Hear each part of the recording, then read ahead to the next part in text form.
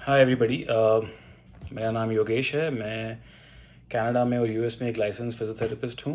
I am fully licence in both the countries but I am practising in Canada in Calgary Alberta. So and I am practising from 2 years। मैंने recently मैंने ये channel खोला है, channel बनाया है, और इसका रीज़न ये है कि बहुत सारे मेरे फ्रेंड्स हैं इंडिया में जो रीच आउट कर रहे हैं, जो अप्रोच कर रहे हैं, जिनको नहीं समझ में आ रहा कि क्रेडेंशियलिंग का प्रोसेस में फॉर्म्स कैसे भरने हैं, कैसे उसको स्टार्ट करना है, और उसमें छोटी छोटी गलतियां वो लोग कर रहे हैं जिनसे चांसेस हैं कि उनके एप्लीकेशन में डिले होता है। तो वो डिले को अवॉइड करने के लिए मैं अपनी तरफ से कोशिश कर रहा हूँ कि मैं ये ऐप फॉर्म्स कैसे भरने हैं उनकी एक वीडियो आपको बना के बताऊँ। बहुत सारे लोगों ने बहुत सारी वीडियोस बनाई हैं पहले भी, मैंने भी कुछ वीडियोस को देखा है, उनसे सीखा है, मगर ये फॉर्म्स काफ़ी ज़्यादा सेल्फ एक्सप्लेनेटरी हैं। अगर आप इसको फॉलो करोगे तो गलती होने के चांसेस कम है, but I understand, I agree कि इन्फॉर्मेशन काफ़ी ओवरवेलमिंग हो सकती है। ठीक है, तो उसके लिए सिंप्लीफाई करते हैं। तो अगर आप इंडिया में हो, आपने बैचलर्स कर ली है, मास्टर्स कर ली है, और आपको कनाडा के लिए अप्लाई करना है, तो फर्स्ट स्टेप होता है, 2 स्टेप में आपको लाइसेंस मिलेगा। फर्स्ट स्टेप आपको क्रेडेंशियलिंग कराना है, अपनी एजुकेशंस को इवैल्यूएट कराना है, एजुकेशन को। और जब आप एजुकेशन को इवैल्यूएट करा लोगे तब पता चलेगा कि आपकी एजुकेशन कैनेडियन स्टैंडर्ड्स के अकॉर्डिंग इक्विवेलेंट है कि नहीं है। कैनेडियन स्टैंडर्ड आपकी एजुकेशन का स्टैंडर्ड मैच करता है तो आपको अप्रूवल मिल जाएगा for the second step, which is to take the exam. तो आप फिर एग्ज़ाम का प्रोसेस अप्लाई करोगे, दैट्स अ सेपरेट प्रोसेस, उसके लिए सेपरेट वीडियो में कभी बात करेंगे। तो सबसे पहले आपको क्रेडेंशियलिंग प्रोसेस स्टार्ट कैसे करना है, उसमें 2 लोगों का रोल है। एक आपका रोल है, एक आपकी कॉलेज या फिर यूनिवर्सिटी का रोल है। ठीक है, अब कुछ लोगों के केसेस में कॉलेज और यूनिवर्सिटी सेम होती है, कुछ लोगों के केसेस में कॉलेज और यूनिवर्सिटी अलग अलग होती है। मेरे केस में मेरा कॉलेज अलग था, अलग जगह पे था, एक अलग बॉडी थी, और वो एक यूनिवर्सिटी के अंडर आता था और यूनिवर्सिटी अलग थी। So I am a pass out from I P H Delhi में है। मैं दिल्ली, इंडिया, न्यू दिल्ली से पास आउट हूँ।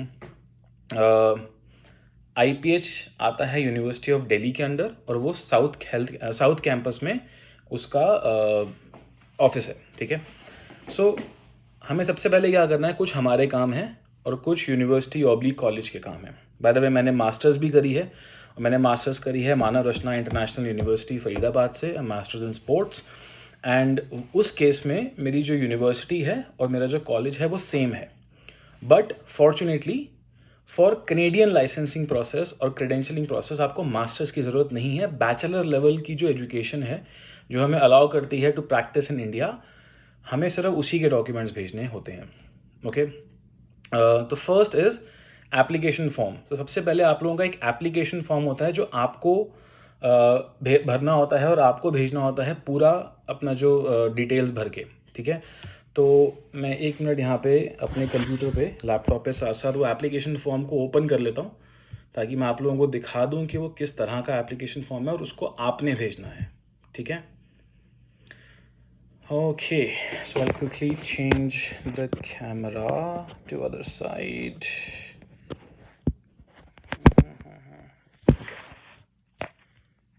So I'll just turn it up here. So this is the application form जो आप लोगों को भर के भेजना होता है। ठीक है, अगर नहीं समझ में आ रहा है, आई एम सॉरी, अभी मेरे पास इनफ टूल्स नहीं है to flip the camera, to take different camera, तो मैं वैसे ही बना के बता देता हूँ आपको।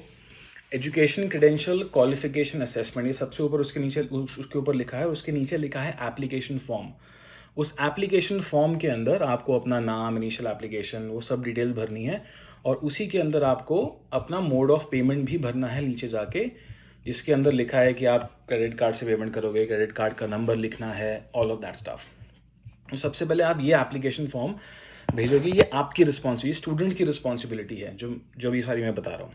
उसी के अंदर एक साइनिंग ऑफ वेवर है, वेवर आप साइन करते हो, उसमें कुछ कंडीशंस हैं, बहुत स्टैंडर्ड कंडीशंस हैं, आपको साइन करनी होगी, तो वो आप बस साइन कर देना उसको। ठीक है, सेकेंड इज़ आपका, जो आपकी रिस्पॉन्सिबिलिटी है, आपको अपनी डिग्री या डिप्लोमा अगर आपको मिल गई है, आप पास आउट कर चुके हो, आपके हाथ में आपकी बैचलर ऑफ फिजियोथेरेपी की डिग्री है, उस डिग्री की नोटराइज्ड कॉपी आपको भेजनी है। और आपको अपना भेजना है इंटर्नशिप कंप्लीशन सर्टिफिकेट। 4.5 साल की फिजियो होती है इंडिया में, बैचलर डिग्री, उसमें 6 महीने की इंटर्नशिप होती है। वो इंटर्नशिप कंप्लीट करने पे इंटर्नशिप कंप्लीशन सर्टिफिकेट मिलता है, उसकी भी नोटराइज्ड कॉपी आपको भेजनी है, नोटरी से नोटराइज करानी है, ठीक है। और लास्ट है एक आपका आइडेंटिटी डॉक्यूमेंट, और उस आइडेंटिटी डॉक्यूमेंट में आपका कंप्लीट नाम, प्रॉपर फेस, सिग्नेचर, ये सब चीज़ें जो CAPR की गाइडलाइंस हैं उसमें उनकी जो CAPR की आई थिंक एक क्रेडेंशलिंग की एक गाइड है, उसको डाउनलोड करके उसमें से पढ़ के मैं आप लोगों को बता रहा हूँ। सबसे इजी डॉक्यूमेंट है आइडेंटिटी डॉक्यूमेंटेशन के लिए आपका पासपोर्ट का जो फर्स्ट और लास्ट पेज होता है, that is more than enough. Okay, मैंने वही भेजा था। सबसे पहले आपको क्या करना है कि आपको ये क्रेडेंशलिंग फॉर्म डाउनलोड करना है, एप्लीकेशन फॉर्म, उसको भरना है, दैट्स वन। और उसके साथ साथ ये सारे डॉक्यूमेंट्स अटैच करने हैं।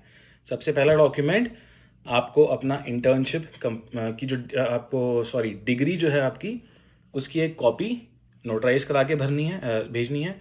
आपको अपना इंटर्नशिप कंप्लीशन का सर्टिफिकेट भेजना है इस फॉर्म के साथ। आपको अपना एक आइडेंटिटी डॉक्यूमेंट भेजना है। एक CAPR ने एक और कंडीशन दी हुई है, एक सिचुएशन दी हुई है जहाँ पे जिन लोगों ने अपनी बैचलर्स के एग्ज़ाम्स दे दिए हैं, कंप्लीट हो गया है, इंटर्नशिप कंप्लीट हो गई है, बट कभी कभी डिग्री 1-2 साल बाद मिलती है। लाइक मैं DU से पास आउट हूँ, तो मुझे डिग्री 2 साल बाद मिली थी, आई थिंक 2 साल बाद मिली थी। तो वो अगर आप नहीं हैं तो आपको एक ग्रेजुएशन वेरिफिकेशन फॉर्म होता है, वो भी उनकी वेबसाइट पर दिया हुआ है।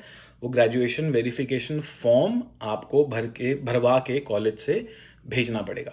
तो सबसे पहले हम बात करते हैं आपकी ड्यूटीज़, वो हमने कर ली। आपका एप्लीकेशन फॉर्म, आपका क्रेडिट कार्ड की इन्फॉर्मेशन उसके अंदर आपको भरनी रहेगी, आपको अपनी डिग्री नोटराइज करानी है, आपको अपना इंटर्नशिप सर्टिफिकेट नोटराइज कराना है, और आपको अपना एक आइडेंटिटी डॉक्यूमेंट की कॉपी उनको भेजनी है। तो ये आपका काम हो गया, ठीक है। सेकंड काम आता है कॉलेज का, मगर वो भी अगर आप जितना कॉलेज का काम आसान कर दोगे, अपनी यूनिवर्सिटी का काम आसान कर दोगे, आपका काम उतना जल्दी हो जाएगा। ओके, सो उसके लिए there is a DRF form, document request form. CAPR पे जाके जब फॉर्म्स डाउनलोड करोगे वेबसाइट से, तो डॉक्यूमेंट रिक्वेस्ट फॉर्म लिखा हुआ आता है। उसके अंदर आपको सारी डिटेल्स मिल जाएंगी। आपको पहले कुछ अपनी डिटेल्स भरनी है, और कुछ कॉलेज ने या फिर यूनिवर्सिटी ने उस फॉर्म को भरना है, जिसमें आपकी डिटेल्स आएंगी। आपका कॉलेज ID आ सकता है, आपने कौन सी ईयर से कौन सी ईयर तक कॉलेज अटेंड किया था, ये सब डिटेल्स आपकी उसके अंदर आएंगी, ठीक है। अब कॉलेज की क्या रिस्पॉन्सिबिलिटी है, जो इंटर्न, मतलब मैं बोलूँगा कि रिस्पॉन्सिबिलिटी आपकी ही है, मगर आपको कॉलेज का काम आसान करना है। ओके, सबसे पहले वो फॉर्म कॉलेज में आपके dean, director, head of the department, registrar, controller of examination, ये सब लोग जो रेजिग्नेशन है इनकी ये होल्ड करते हैं, ये भर सकते हैं, ठीक है। उसके अंदर जितनी भी डिटेल्स हैं, आपकी फिजियो की डिग्री कब इशू हुई थी, कितने साल का था, कोई क्रेडिट्स हैं जो प्रीवियस एजुकेशन से ट्रांसफ़र हुए थे आपकी बैचलर्स में। कुछ लोग जैसे पहले BSc करते हैं और फिर बीच में they kind of change their mind and then वो फिजियो कर लेते हैं। तो अगर कुछ भी ऐसे डिटेल्स हैं, वो सारी डिटेल्स उस फॉर्म के अंदर आपके कॉलेज ने भरनी है। अगर आपको पता है, आप फिल करके दे सकते हो, and they will verify it and they can sign it. Okay, इसके अंदर जो कॉलेज के डॉक्यूमेंट्स हैं, जो कॉलेज ने भेजना होता है, that is simple but still not simple. Simple होता तो सबको समझ में आता था, जो कि मुश्किल हो रही है। ओके, फॉर्म D, आप फॉर्म D भेजोगे, document request form, which is DRF form, repeating again. उसके साथ कॉलेज की रिस्पॉन्सिबिलिटी है आपकी मार्कशीट्स, आपकी जो ट्रांसक्रिप्ट ऑफ आवर्स होती है। ट्रांसक्रिप्ट 2 तरह की होती है, मेरे केस में 2 तरह की थी। कुछ केसेस में आपको ट्रांसक्रिप्ट ऑफ आवर्स मिलती है, जहाँ पे आपके लिखा होता है कि ये सब्जेक्ट इतने घंटे पढ़ाई की, ये सब्जेक्ट इतने घंटे पढ़ाई की, ईयर 1, ईयर 2, ईयर 3, ईयर 4, और इंटर्नशिप के कितने आवर्स थे, ठीक है। ये होते हैं transcript clock hours, transcript of hours. Okay, then एक और ट्रांसक्रिप्ट होती है जो मैंने भिजवाई थी यूनिवर्सिटी से, जिसके अंदर सिर्फ यूनिवर्सिटी के थ्रू वो ईयर 1, ईयर 2, ईयर 3, ईयर 4 के सब्जेक्ट्स लिखे होते हैं, जो आपके ट्रांसक्रिप्ट ऑफ आवर्स में भी होंगे, बट अलग से भी एक ट्रांसक्रिप्ट भिजवानी पड़ी मेरे को, ठीक है। कुछ केसेस में मैंने देखा है, कुछ जगह पे जहाँ पे यूनिवर्सिटी एंड कॉलेज एक ही है, तो वहाँ पे एक ही ट्रांसक्रिप्ट चल सकती है, प्रोवाइडेड उसके अंदर आपके सब्जेक्ट्स के नाम लिखे हों सारे डिटेल में, और आपके क्लॉक आवर्स लिखे हों कि ये सब्जेक्ट की कितने घंटे की पढ़ाई की थी। ओके, तो कॉलेज को वो DRF फॉर्म भर के भेजना है, ट्रांसक्रिप्ट ऑफ आवर्स भेजनी है, अटेस्टेड, ये सबकी अटेस्टेड कॉपीज़ होंगी, कॉलेज अटेस्ट करेगा, और आपकी मार्कशीट्स जो हैं ईयर 1 2 3 4 की, वो मार्कशीट्स अटेस्ट करके भेजनी है। साथ साथ एक बहुत इंपॉर्टेंट है, सुपरवाइज्ड क्लिनिकल प्रैक्टिस आवर्स, इसका भी एक फॉर्म है, वो फॉर्म आप डाउनलोड करोगे CAPR की वेबसाइट से। उसके ऊपर आपकी डिटेल्स में, डिटेल तो नहीं है, आई विल टेल यू कि मेरी कंडीशन में क्या हुआ था, मतलब मेरी सिचुएशन में क्या हुआ था। हम वो फॉर्म डाउनलोड होता है, उस फॉर्म के अंदर डिटेल्स भरी जाती हैं। फॉर्म D के अंदर भी एक जगह पे ये clinical supervise clinical practice hours के आवर्स भरने हैं कि आपने कौन सी लोकेशन पे काम किया, कौन से डिपार्टमेंट में काम किया, मतलब न्यूरो में किया, ऑर्थो में किया, कार्डियो में किया, लोकेशन मतलब कौन से हॉस्पिटल में किया, और कौन से आपके आवर्स थे, और कब से लेके कब तक, उसकी भी कौन से मंथ एंड ईयर से लेके कौन से मंथ एंड ईयर तक, उसकी भी डिटेल भरनी होती है। तो जब ये सारी डिटेल भर देंगे, कभी कभी कुछ कुछ केसेस में आपको डिटेल्स भरनी होती हैं कि उस पर्टिकुलर डिपार्टमेंट में आपने किया क्या। ठीक है, जैसे मस्कुलोस्केलेटल में आपने असेसमेंट किया, आपने शोल्डर के केसेस देखे, ये कंडीशन देखी, वो कंडीशन देखी। सिमिलरली आपने न्यूरो में क्या किया, किस तरह के पेशेंट देखे, कार्डियोपल्मोनरी में आपने क्या किया, ICU में आपने पेशेंट्स देखे। मेरे केस में my college was extremely helpful, और वो इसलिए भी हेल्पफुल थे कि मेरे ही बैच के काफ़ी लोग ऑलरेडी जा चुके थे।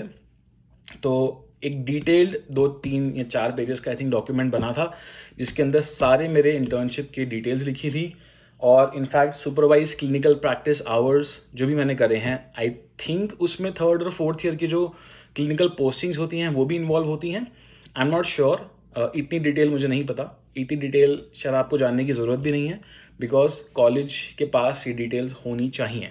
ओके, बट आपकी सुपरवाइज्ड, किसी ने आपको सुपरवाइज किया है, आपकी क्लिनिकल प्रैक्टिस हुई है, वो आवर्स हैं, उसके अंदर कौन से सब्जेक्ट्स हैं, उस सब की डिटेल एक डिटेल फॉर्मेट में आपके कॉलेज के थ्रू जाएंगी यूनिवर्सिटी को, नॉट यूनिवर्सिटी को, CAPR को। देन आपकी जो ट्रांसक्रिप्ट्स हैं, transcript of clock hours and transcripts कभी कभी डिफरेंट हो सकती है, कभी कभी सेम हो सकती है, तो ट्रांसक्रिप्ट्स भी जाती हैं। मैंने क्या किया था, तो अभी ये स्टूडेंट का काम ख़त्म हो गया, अभी कॉलेज का काम और यूनिवर्सिटी का काम मेरे केस में, आपके केस में दोनों काम साथ में भी हो सकते हैं। मैंने अपने कॉलेज से document request form, DRF form which is form D, वो भरवाया था। उस फॉर्म D के साथ सुपरवाइज क्लिनिकल प्रैक्टिस आवर्स का फॉर्म भरवाया था। सुपरवाइज क्लिनिकल प्रैक्टिस आवर्स की डिटेल्स भरवाई थी, उसका एक अलग से डॉक्यूमेंट एक्स्ट्रा लगा था, 2-3 पेज का शायद, मुझे याद नहीं है, बहुत पुरानी बात है। साथ साथ मार्कशीट्स की कॉपी, अटेस्टेड वेरीफाइड कॉपीज़, और इंटर्नशिप कंप्लीशन सर्टिफिकेट की भी कॉपी मैंने कॉलेज को बोल दी थी भेजने के लिए। अगर आपको वीडियो के स्टार्टिंग में याद हो तो मैंने आपको बोला था कि आप इंटर्नशिप कंप्लीशन सर्टिफिकेट भेज सकते हो या आपको भेजना है। This is optional, either you can send it और यूनिवर्सिटी कैन सेंड इट। मेरे पास ऑप्शन थी, बट क्योंकि मेरा काम हो रहा था वहाँ पे साथ साथ, तो मैंने यूनिवर्सिटी के थ्रू ही, यूनिवर्सिटी के एक एनवेलप में ही ये सारे डॉक्यूमेंट भिजवा दिए। अब यूनिवर्सिटी नहीं, कॉलेज के मैंने सारे डॉक्यूमेंट्स भिजवा दिए, which was my college, which was IPH। Okay, college से DRF फॉर्म गया, सुपरवाइज क्लिनिकल प्रैक्टिस आवर्स गए, मार्कशीट्स गई, ट्रांसक्रिप्ट ऑफ आवर्स जो हैं, क्लॉक आवर्स हैं, वो गए। ये सब एक एनवेलप में अटैच होके along with a checklist form. तो अगर आप CAPR की वेबसाइट पे जाओगे तो सारे फॉर्म्स में एक चेकलिस्ट होगा, वो चेकलिस्ट का फॉर्म, जिसके फॉर्म के ऊपर लिखा हुआ है request for academic documents form, उसके अंदर कुछ आपको भरना है, कुछ आपके जो dean, HOD, registrar, controller of examination, जो भी डेजिग्नेशन का बंदा इसको भर रहा है, वो इस फॉर्म को भरेगा, सील एंड स्टैम्प करेंगे, सब कुछ होगा।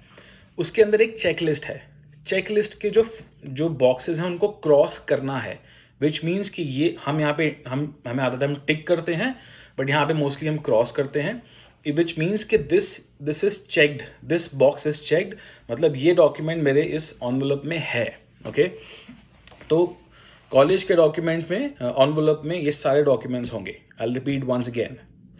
DRF form D, supervised clinical practice hours form, transcript of hours which is clock hours, mark sheets, okay, इनकी कॉपी, ये सब कॉलेज वाले फॉर्म में एनवलप में होगी.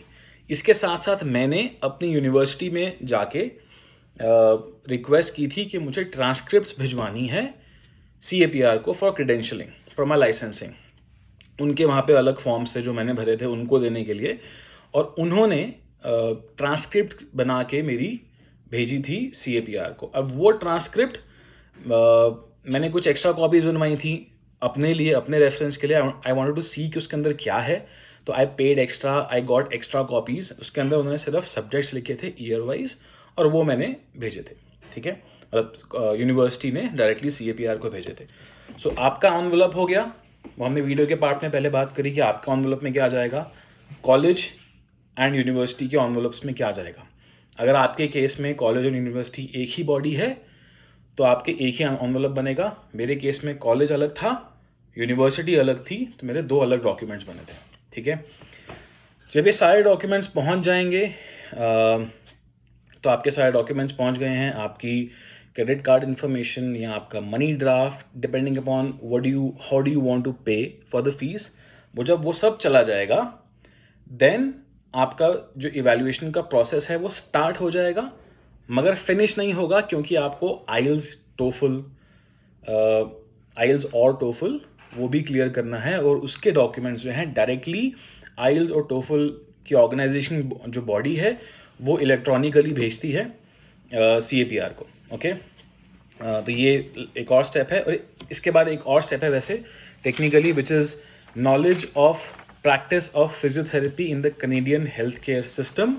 ये कोर्स है ऑनलाइन, मैंने यूनिवर्सिटी ऑफ एल्बर्टा से किया था. आप यूनिवर्सिटी ऑफ एल्बर्टा की वेबसाइट पे जाके इस कोर्स को सर्च कर सकते हो, इस कोर्स को ऑनलाइन कंप्लीट कर सकते हो.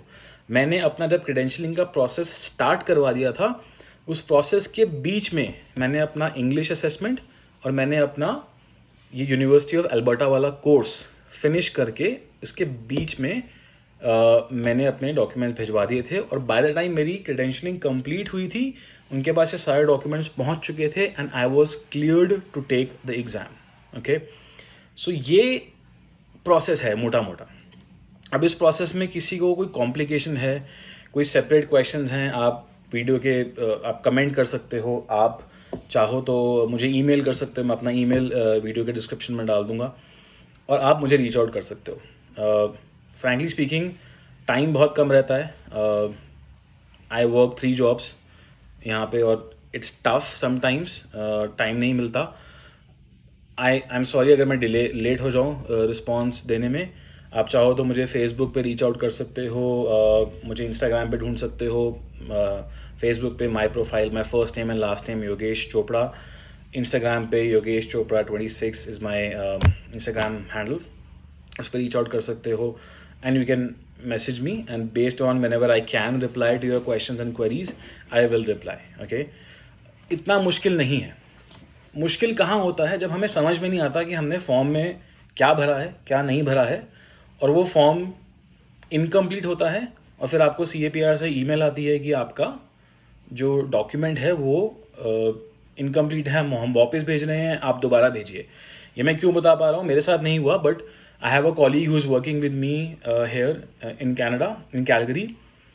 वो इंडिया से हैं. She is right now working as an assistant, as PTA, and she did entire process sitting in Canada.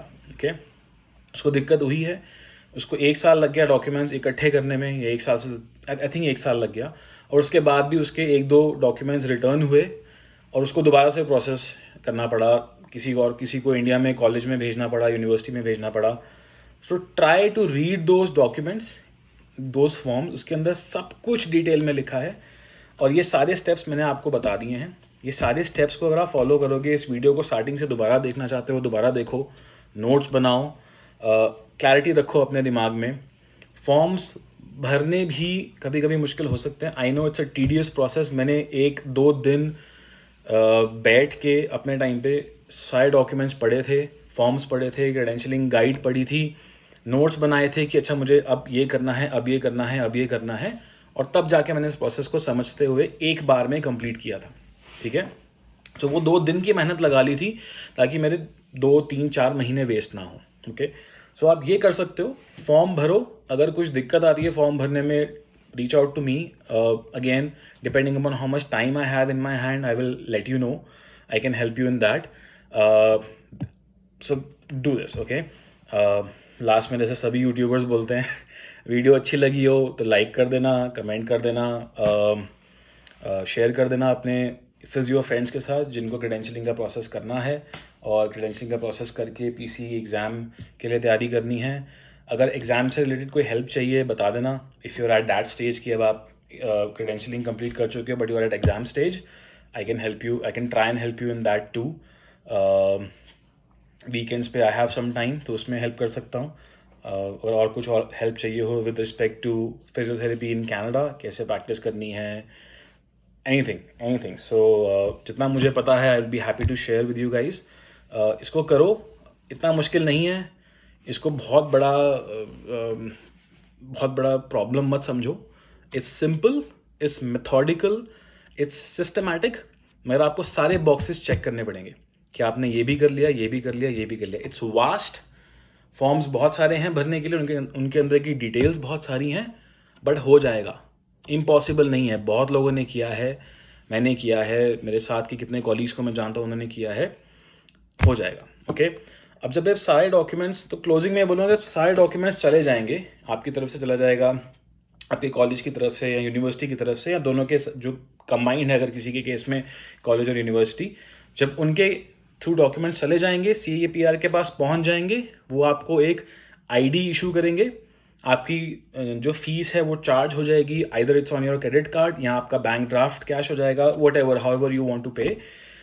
तो आपका जो क्रेडेंशियलिंग का प्रोसेस है वो 10 to 12 वीक्स में कंप्लीट हो जाएगा प्रेसिडेंट केसेस में। अब वो कौन से केसेस होते हैं, जैसे मेरा केस था, तो मेरे केस में मेरे ही कॉलेज का, मेरे ही बैच का कोई ऑलरेडी फिजियो जो है अपनी क्रेडेंशियलिंग कंप्लीट करा चुका था, तो उनको दिक्कत नहीं हुई इवैल्यूएशन जल्दी करने में। बट मैं अपने जो कॉलीग की बात कर रहा हूँ, my colleague is working with me as a PTA right now, she is preparing for her exam. उसको दिक्कत हुई थी बिकॉज उसके कॉलेज से वो पहला केस है, तो उस केस में वो अनप्रेसिडेंट केस हो जाता है, जिस केस में आपको 16 to 18 वीक्स का टाइम लाइन दिया हुआ है CAPR की वेबसाइट पे, वो उतना टाइम लग सकता है क्रेडेंशियलिंग कंप्लीट कराने के लिए, ठीक है। सारे डॉक्यूमेंट्स लगेंगे, मल्टीपल एनवलप्स जाएंगे, उसके साथ साथ आपका आइल्स रिपोर्ट जाएगी या TOEFL, whatever you want to give, and then last में आपका knowledge of physiotherapy practice in the Canadian health care system, ये कोर्स कंप्लीशन का सर्टिफिकेट जाएगा, जो आप यूनिवर्सिटी ऑफ अल्बर्टा से कर सकते हो। आई थिंक ये कोर्स साल में 2 बार होता है, जून में या नवंबर में, आई एम नॉट 100% श्योर। आप वेबसाइट पे जाके उसको चेक कर सकते हो, and you can enrol for this exam, this course online है। आई थिंक 8 हफ्ते का है, मगर क्योंकि मुझे अपना क्रेडेंशियलिंग जल्दी करवाना था तो मैंने इसको 1 हफ्ते में ख़त्म कर लिया था। दिन सुबह काम पे जाके रात भर बैठ के कंप्लीट किया था। आप लोग भी करो, डिले मत करो इसमें, and then finish it off, okay. So that's it. ये क्रेडेंशियलिंग फॉर्म्स सारे मैंने आपको बता दिए हैं, एंड इसको भरो, and if you have any questions reach out to me. Thank you so much. मुझे सुनने के लिए बहुत बड़ी वीडियो हो गई है, 24 मिनट की, but thank you so much. If you like the information which I'm sharing, please like my video, subscribe my channel if you want to, and yeah, share the information with your physio friends. And if anybody needs any help, it's not only for physio related content. अगर और भी कुछ content मेरे को relevant लगता है share करने वाला, मैं यूट्यूब में आपके साथ कर सकता हूँ। लाइक बीइंग अ फिजियो, मेरी जो जर्नी रही है और उसमें मुझे क्या प्रॉब्लम्स आई हैं या क्या मुझे अच्छी चीज़ें लगी हैं, all of that information I can share with you. So for that information, you can subscribe to the channel. And thank you so much. So reach out to me if you have any questions. Okay. Thank you so much, guys. Bye-bye.